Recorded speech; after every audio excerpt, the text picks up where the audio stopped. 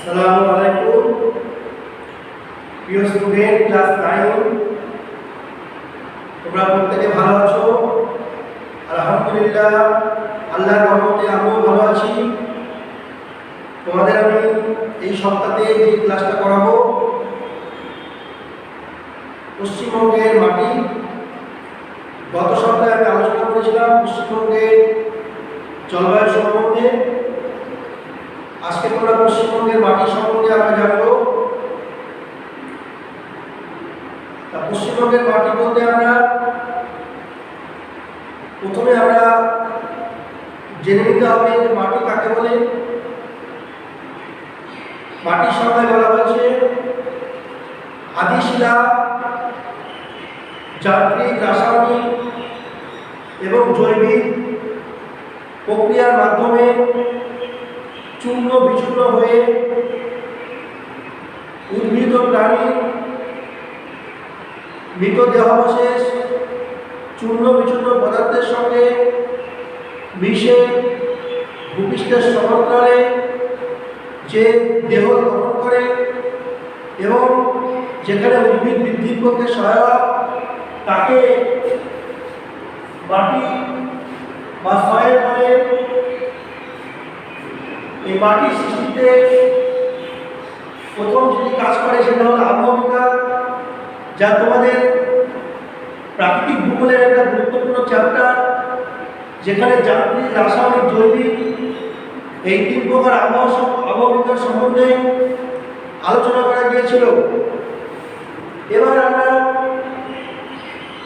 পশ্চিমবঙ্গের মাটি চ্যাপ্টারে আমরা মাটি প্রসঙ্গে আলোচনা করব। উৎপত্তি, গঠন, বৈশিষ্ট্য অনুসারে এবং অবস্থান অনুসারে পশ্চিমবঙ্গের মাটিকে আমরা 5 ভাগে ভাগ করব। 5টি ভাগ করে 6 আকারে লিখেছি। পলিমাটি, পর্যায় বা পার্বত্য মাটি, ল্যাটেরাইট মাটি, লবণাক্ত মাটি এবং রেড সয়েল বা লোহিত মাটি। প্রথমে তোমরা দৃষ্টি আকর্ষণ করো পলিমাটি। পলিমাটির লিখিত সমগ্র সমভূমি অঞ্চল মানে পুরুলিয়া, বাঁকুড়া জেলা বাদে উত্তরবঙ্গের দার্জিলিং, জলপাইগুড়ি, আলিপুর জেলা বাদে পশ্চিমবঙ্গের যে সমভূমি অঞ্চল আছে নদী গঠিত উত্তরবঙ্গের এবং দক্ষিণবঙ্গের সমস্ত সমগ্র এলাকা বা জেলাগুলো অঞ্চল ভিত্তিক হিসাবে পলিমাটি অন্তর্গত। তরাই মঠ অঞ্চলেও পলিমাটি আমরা দেখতে পাই। তা পলিমাটিকে 2 ভাগে ভাগ করা যায়। পলিমাটি করা ভাগ 2 ভাগ। একটার নাম খাগার আর 2 নম্বর হলো ভাঙ্গা।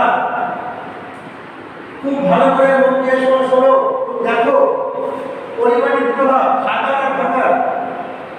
যে সমস্ত পলিমাটিগুলো নদীর কাছাকাছি, নদীর তীরবর্তী, নদীর নিকটবর্তী স্থানে অবস্থিত সেই সমস্ত পলিমাটিকে খাগার মাটি বলা হয়। যেমন ভাগীরথী, হুগলি নদী তার 2 তীরে নবীন পলি দিয়ে এই খাগার মাটি তৈরি করেছে। আর ভাঙাটা কি নদী থেকে অনেক দূরে যে সমস্ত অঞ্চলে প্রাচীন পলি দিয়ে তৈরি হয়েছে সেইগুলোকে বলা হচ্ছে ভাঙার। ভাঙার মানে হলো প্রাচীন পলি দিয়ে তৈরি। এগুলো নদী থেকে অনেক দূরে, যেগুলো নদী থেকে অনেক দূরে সেগুলোকে বলা হচ্ছে ভাঙার। এবার পলিমাটির আমরা জানবো বৈশিষ্ট্য। পলিমাটির জল ধারণ ক্ষমতা খুব বেশি। পলিমাটি অপরিণত মাটি। এই মাটিতে স্তর, বিস্তর, শিস্তর স্পষ্টভাবে দেখা যায় না। এই মাটি হলো বহিরাঞ্চলিক, বনাঞ্চলিক, কারণ প্রাকৃতিক শক্তি অর্থাৎ নদীর মাধ্যমে বাহিত হয়ে এই পলিমাটি তৈরি করে। তারপরে বৈশিষ্ট্য হচ্ছে এই মাটিতে ফসফরাস, পটাশিয়াম এবং জৈব পদার্থ বেশি থাকে বলে এই মাটি খুব উর্বর হয়ে থাকে। এই মাটির খনিজ কণা এবং সূক্ষ্ম পলিকণা দ্বারা এই পলিমাটি গঠন করেছে। তাই পলিমাটির কি বৈশিষ্ট্য হলো? একটা বৈশিষ্ট্য হচ্ছে জলধারণতা বেশি। এই মাটি হচ্ছে উর্বর। এই মাটিতে পটাশিয়াম, ফসফরাস এবং জৈব পদার্থের আধিক্য বেশি থাকে। এই মাটি হচ্ছে পরিবেশ সুস্পষ্ট নয়। এই মাটির খনিজগুলো সূক্ষ্ম হয়। পলিকণা সূক্ষ্ম কণা দিয়ে এই পলিমাটি তৈরি করতে সক্ষম হয়েছে। তাহলে পলিমাটি জানলাম। তাই নদিয়া, মুর্শিদাবাদ, হাওড়া, হুগলি, বীরভূমের পূর্বাংশ, পূর্ব বর্ধমান, এই সমস্ত জেলাগুলোতে, এছাড়া উত্তরবঙ্গে তরাই অঞ্চলে, উত্তর দিনাজপুর, দক্ষিণ দিনাজপুরের কিছু কিছু অংশে এই পলিমাটি আমরা দেখতে পাই।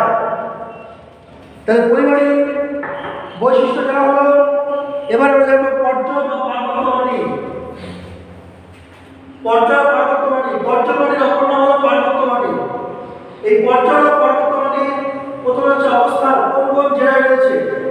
দার্জিলিং জেলা, কালিম্পং জেলা, আলিপুরদুয়ার ও জলপাইগুড়ি জেলার সামান্য অংশে পর্যায় বা পার্বত্য মাটি তৈরি হয়েছে। অর্থাৎ উত্তরে যে পার্বত্য অঞ্চল পড়েছিলাম ভারত পশ্চিমবঙ্গের ভূপ্রকৃতি চ্যাপ্টার, সেই পার্বত্য অঞ্চলে সাধারণত পর্যায় বা পার্বত্য মাটি দেখতে পাওয়া যায়। দেখো পর্যায় এর মানে হলো ছাই রঙের মাটি, ছাই বা ধূসর রঙের মাটি, ধূসর রঙের কি মাটি, তাকে বলা হয় পর্যায় মাটি। সরলবর্গীয় উদ্ভিদের লতা, পাতা, কাণ্ড, মূল চাপা পড়ে যে মাটি তৈরি করে তাকে বলা হয় পর্যায় মাটি। এই মাটিতে পার্বত্য অঞ্চল অঞ্চলের এই নাম হচ্ছে পার্বত্য মাটি। এই মাটির বৈশিষ্ট্যগুলো কি? এই মাটিতে অত্যধিক বৃষ্টিপাত হয় বলে সেই বৃষ্টিপাতের মাধ্যমে ওপর থেকে বিভিন্ন খনিজ পদার্থ ধৌত হয়ে মৃত্তিকার বীজ স্তরে গিয়ে জমা হয়, দিয়ে হাটপ্যাক তৈরি করে। হাটপ্যাক দেখা যায় পর্যায় বা পার্বত্য মাটিতে। এই মাটি ধূসর বা ছাই বর্ণের হয়। এই মাটি অনুর্বর হয়। এই মাটি হচ্ছে আদর্শ প্রোফাইলযুক্ত মাটি। এই মাটি হচ্ছে আঞ্চলিক মাটি। এই মাটি পিএইচ এর মান 7 এর কম। পর্যায় মাটি হচ্ছে আম্লিক মাটি, পিএইচ এর মান 7 এর কম। এটা একটি আঞ্চলিক মাটি। পর্যায় মাটিতে চাষবাসের পক্ষে অনুপযুক্ত এবং অপসারণ এবং ধসের মাধ্যমে এই মাটি স্থানান্তরিত হয়। জৈব এবং বালি সমৃদ্ধ মাটি, জৈব পদার্থ এবং বালি সমৃদ্ধ মাটি। এই মাটি তৈরি হয়েছে অত্যধিক বৃষ্টিপাতের ফলে। লোহা, ক্যালসিয়াম, পটাশিয়াম, অ্যালুমিনিয়াম ক্ষার জাতীয় পদার্থগুলো নিচে ধৌত হয়ে চলে গেছে। ওপরে যে আস্তরণ তৈরি করেছে তার নাম হলো, নিচের স্তরে হচ্ছে হাটপ্যাক তৈরি করেছে, উপরে একটা জৈব স্তর, বালি সমৃদ্ধ অম্লীয় ধর্মী পর্যায় মাটি গঠন করতে সক্ষম হয়েছে। তাহলে পর্যায় মাটিতে আমরা দেখলাম কি যে বিস্তরে হাটপ্যাক দেখা যাচ্ছে, এ স্তরে বালি ও লৌহ সমৃদ্ধ ধূসর রঙের পর্যায় মাটি আমরা দেখতে পাচ্ছি। এবার 3 নম্বর যে মাটি আসবে ল্যাটেরাইট মাটি। এই ল্যাটেরাইট শব্দটি এসেছে ল্যাটার থেকে, এর অর্থ হলো ব্রিক বা ইট। বিজ্ঞানী বোকানন এই ল্যাটেরাইট মাটির নামকরণ করেছে। এই ল্যাটেরাইট মাটি আমাদের পশ্চিমবঙ্গের পুরুলিয়া জেলা, পশ্চিম বর্ধমান, বাঁকুড়া, ঝাড়গ্রাম এবং বীরভূমের পশ্চিমাংশ। দেখো ভালো করে, পুরুলিয়া জেলা, পশ্চিম বর্ধমান জেলা, বাঁকুড়া জেলা, ঝাড়গ্রাম জেলা, বীরভূমের পশ্চিমাংশ। এই ল্যাটেরাইট মাটি আমরা সহজে দেখতে পাই। ল্যাটেরাইট মাটির বৈশিষ্ট্য কি? ল্যাটেরাইট মাটি লোহা, অ্যালুমিনিয়ামের আধিক্য বেশি থাকে। এই মাটি হচ্ছে আঞ্চলিক মাটি। এই মাটিতে পিএইচ এর মান 7 এর কম হয়ে থাকে, এই জন্য এই মাটি আম্লিক। ল্যাটেরাইট মাটি ইটের মতো শক্ত এবং লাল রঙের হয়, কারণ এতে লোহা ও অ্যালুমিনিয়াম অর্থাৎ সেসমিক অক্সাইডের আধিক্য বেশি থাকে। ল্যাটেরাইট মাটি অনুর্বর হয়।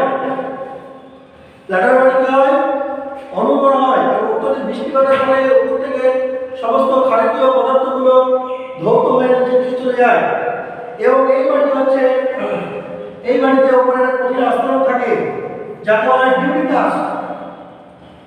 ডিউরি কাস্ট পরিলে প্রশ্ন হবে ডিউরি কাস্ট কোন মাটিতে দেখা যায়? উত্তর হবে ল্যাটেরাইট মাটি। এবং এই মাটি দেখতে হচ্ছে মৌচাকের মতো, হানিকম স্ট্রাকচার। হানিকম স্ট্রাকচার মানে হচ্ছে মৌচাকের মতো দেখতে, মৌচাক। এবং কৃষিকাজের পক্ষে অনুপযুক্ত।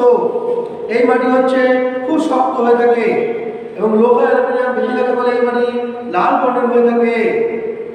রাসায়নিক আবহাওয়ার ফলে উঁচু মালভূমি অঞ্চলে পশ্চিমবঙ্গে এই মাটি সমস্ত পদার্থ দ্রব্য হয়ে এই মাটি গঠন করতে সক্ষম হয়েছে।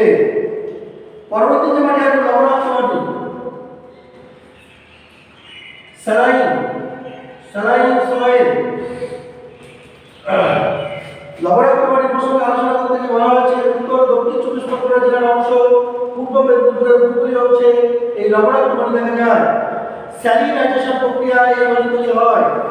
এই লবণাক্ত মাটি হচ্ছে একটি আন্ত আঞ্চলিক মাটি। এই মাটি ভারতবর্ষে পশ্চিমবঙ্গে সুন্দরবন অঞ্চলে সব থেকে বেশি আদর্শ দেখতে পাওয়া যায়। লবণের আধিক্য থাকে। এই মাটির অপর নাম হলো শারীরবৃত্তীয় শুষ্ক মাটি। কারণ এই মাটিতে প্রচুর জল থাকে।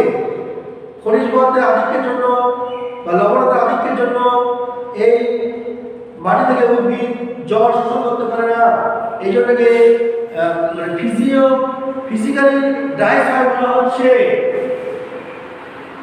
এই মাটি হচ্ছে অনুর্বর এবং এই মাটিতে লবণের পরিমাণ বেশি থাকে। এই মাটির রং বেশিরভাগ ক্ষেত্রে আমরা দেখতে পাই কালো রং দেখতে পাই এবং এই মাটির জৈবত্ব কাদা পলি সমৃদ্ধ কালো রঙের লবণাক্ত মাটি। এবং এই মাটি সাধারণত নদী এবং সমুদ্র দ্বারা বাহিত হয়ে একটা নির্দিষ্ট অঞ্চলের মধ্যে এই লবণাক্ত মাটি গঠন করেছে। তাহলে আমরা প্রথমে বলি তারপর বর্জন, তারপর ল্যাটেরাইট এবং হচ্ছে লবণাক্ত মাটি। সেক্ষেত্রে আলোচনা করবো রেড সয়েল যাকে বলা হচ্ছে লোহিত মাটি। পশ্চিমবঙ্গের মালভূমি অঞ্চল এবং নদীগঠিত সমভূমি অঞ্চলের মধ্যবর্তী স্থানে রা অঞ্চলে হাওড়া, হুগলি, বাঁকুড়ার পূর্বাংশ, পূর্ব বর্ধমান, বীরভূমের পশ্চিমাংশ, এই সমস্ত জায়গাগুলো দেখা যাচ্ছে রেড সয়েল। এই লোহিত মাটি পলিমাটি আর ল্যাটেরাইট মাটি মিশ্রিত হয়ে এই রেড সয়েল তৈরি করেছে। এই মাটির পিএইচ এর মান 7 কম, এটি আম্লিক হয়, আদর্শ প্রোফাইলযুক্ত মাটি। স্তর, বিস্তর, সিস্তর তিন কষ্ট দেখতে পাওয়া যায়। এই লোহিত মাটিতে যে উদ্ভিদ দেখতে পাওয়া যায় তার নাম হলো শুষ্ক পর্ণমোচী উদ্ভিদ। এবং ল্যাটেরাইট মাটিতে শুষ্ক পর্ণমোচী, লবণাক্ত মাটিতে যে উদ্ভিদ জন্মায় তার নাম হলো ম্যানগ্রোভ ফরেস্ট, সুন্দরীকরণ দেওয়া। এবং বর্জন মাটিতে সর্বর্ণীয় উদ্ভিদ, পাইন, ফার্ন, স্পুস এইগুলো। আর পলি মাটিতে যে উদ্ভিদ জন্মায় সেটা হলো আর্দ্র পর্ণমোচী। তাই লোহিত মাটিতে এই রা অঞ্চল যেটা পরিচিত সেখানে আমরা লোহিত মাটি দেখতে পাই। এই মাটিতে লোহার আধিক্য বেশি থাকে বলে এই জন্য এর নাম হয়েছে লোহিত অথবা লাল মাটি, রেড সয়েল বলা হয়। এই লোহিত মাটির মূল বৈশিষ্ট্য হচ্ছে যে অনুর্বর হয়।